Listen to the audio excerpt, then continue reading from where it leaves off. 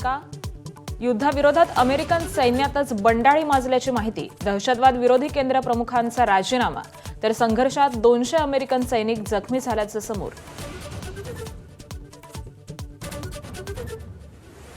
America विरुद्ध Iran युद्धामुळे जग महागाई आणि मंदीच्या उंबरठ्यावर. भारताचं $5 ट्रिलियन अर्थव्यवस्थेचं स्वप्न धोक्यात.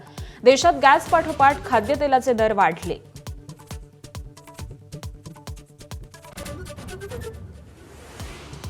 राज्यात सिलेंडरच्या काळाबाजाराविरोधात धडक कारवाई, 18 जणांना अटक. राज्यात पेट्रोल डिझेलचा पुरेसा साठा, भुजबळांची माहिती. तर सरकारनं चुकीची माहिती दिल्यानं लोकांच्या रांगा, विरोधकांचा आरोप.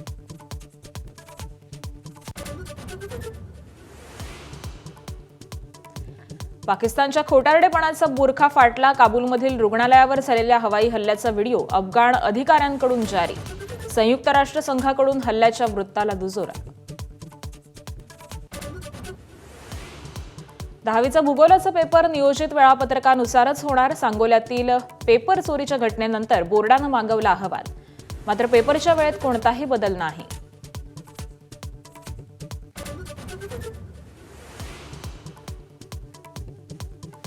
राज्यभरात अनेक ठिकाणी अवकाळी पावसाचा फटका, शेती पिकांचं मोठं नुकसान.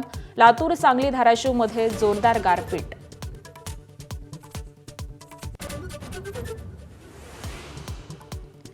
उपमुख्यमंत्री एकनाथ शिंदेंची पुन्हा एकदा दिल्लीत धाव. पंतप्रधान मोदींशी तब्बल 1.25 तास चर्चा.